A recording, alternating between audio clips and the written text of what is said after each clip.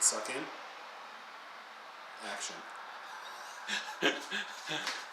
Hey, what's happening, guys? I'm Nick with Classic Nation, and today I'm going to talk through some of the stereo upgrades I'm going to make on my 65 Impala Super Sport that you see right here beside me. Stay tuned.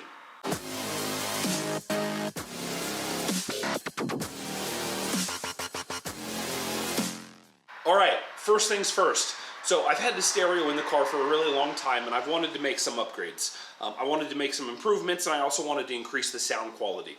Now, as my tastes have changed, I've gone away from wanting the giant subwoofer and crushing bass and rattling every door panel to having more of a sound quality type of a format.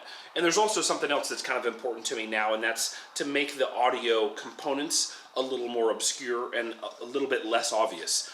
That's kind of one of the things that I've borrowed from Evan's Mustang plan that I think he did a really good job with, is kind of hiding some of the stereo components, not making them so obvious and so, obvious, for lack of a better term. So his stereo, amp, speakers, a lot of those things are hidden, and I'm going to borrow some of those ideas for my car. I'll show you what I'm talking about here. But before I got to that, one of the first things that I had to do, as I mentioned in the last video, posted up there, you guys might have seen, is get the trunk sorted. So I'm planning not to have a giant subwoofer box in the actual trunk usable space area. I'm going to use a tube subwoofer up in the area that's directly below the rear parcel shelf. So I'll show you what I'm talking about. Follow me back to the trunk, and I'll show you, and we'll start there.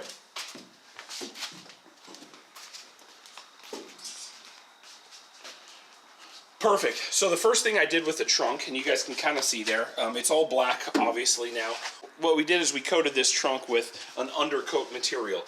There was a couple areas that we had to repair. We put some new metal in those patches over there, but I really wanted to give it a good solid base. So that's what we've done. We've undercoated the entire trunk with basically a Line-X or a Rhino liner type of a trunk sealer in all those areas. So that was step one.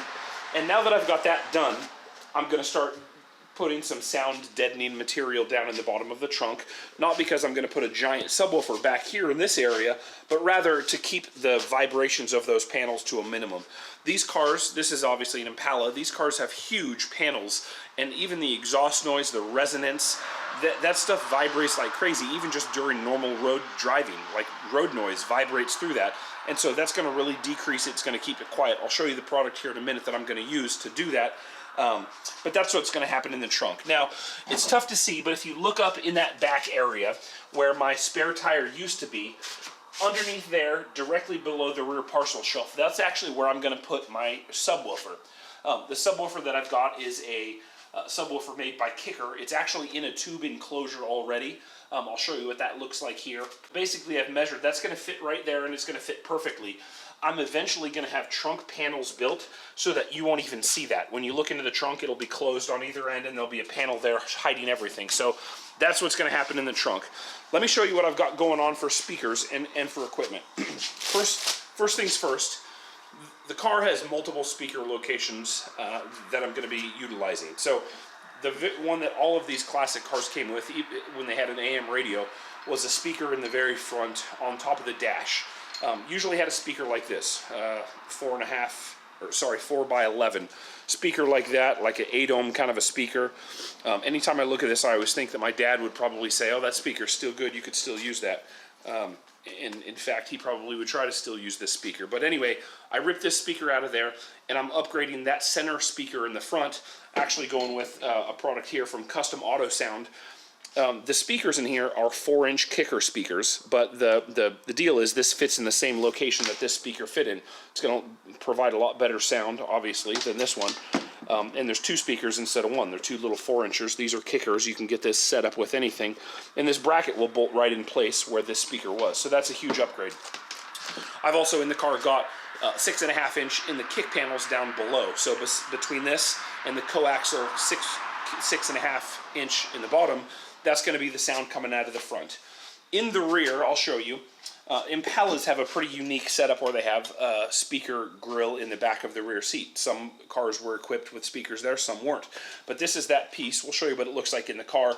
And this is what I'm going to run. I'm going to run a Kicker 6.5-inch coaxial back there in the center of the rear. That's going to be pretty cool. So I'm excited about that. And then the last thing I'm going to do from a speaker standpoint is put 6x9s in the rear deck. They were there already. I'm actually going to do something different here. I'll show you what that's going to look like.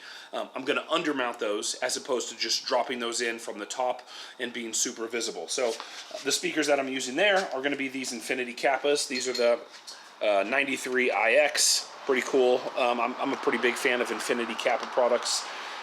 And so these speakers are going to work out pretty well. I've got 2 of those obviously to go into the rear deck. I'll show you what that's going to look like.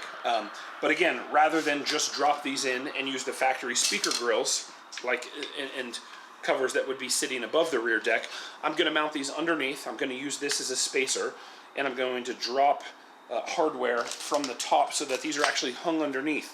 So they're going to sit underneath the parcel shelf, which is going to be pretty cool. Show you what that looks like here in a little bit.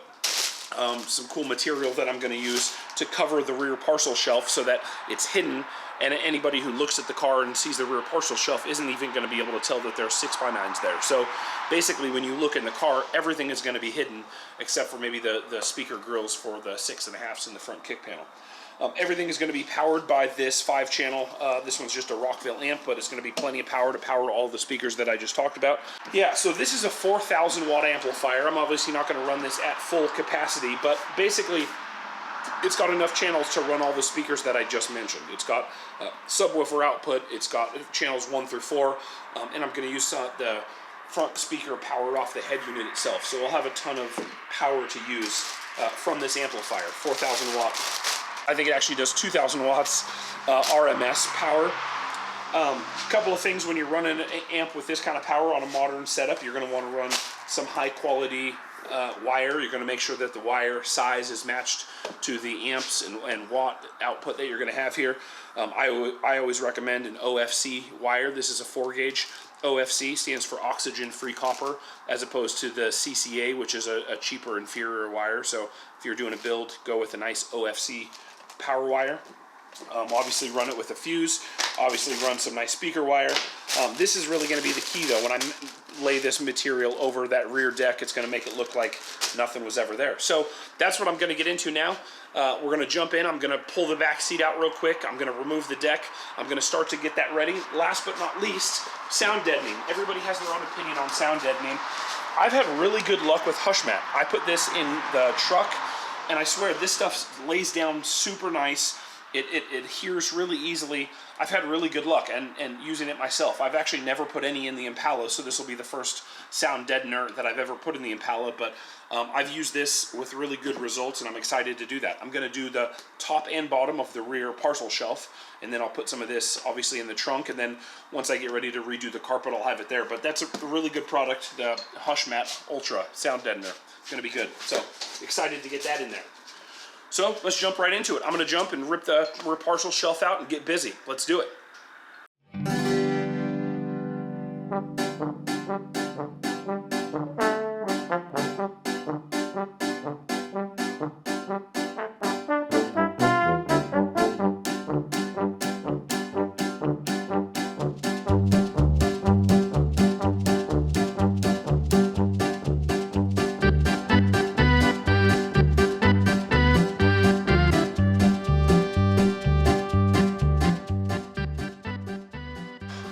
Got that parcel shelf stuff out of there. I got a lot of work ahead of me. So the game plan is to clean that area up, the parcel shelf. I'm gonna do that HushMat on the top and bottom, get everything cleaned up. I'm gonna undermount the speakers, and you'll see that in the next video that I post. Get everything kind of ready and wired up, and then I'm going to reupholster that top panel like I mentioned. So it's going to be a complete black panel on the top. You won't even be able to tell that there's speakers under there, hopefully, when I'm done. We'll see how it turns out. So tune in next week for that. That video is going to be dropping next week. We'll also have some more update videos on the Mustang and potentially a nice shop tour, Evan's new shop over there where we got the truck, got my fleet line, got a couple other rigs coming in there. So it should be fun. Stay tuned. If you guys like this classic car stuff, consider subscribing. Otherwise, we'll see you guys in the next video. Thanks.